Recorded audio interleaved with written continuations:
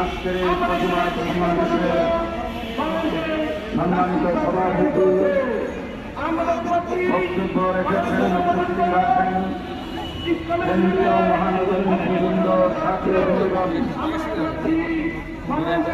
আমি অল্প সময়ের ভিতরে দুটি কথা আপনাদের সামনে বলতে চাই।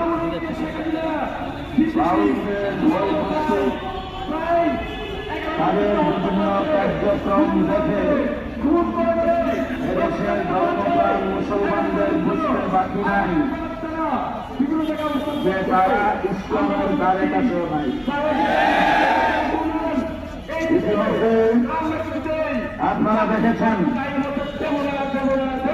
তাদের দ্বারা নির্যাতিত, তাদের দ্বারা দর্শিত নারীরা যেভাবে তাদের কথা বলছেন, তাদের বিরুদ্ধে মুখ করছেন, তারা যেখানে যায় সেখানে ঘৃণা করেন, নারীদের সাথে অনৈতিক চরিত্র থাকেন, তাদের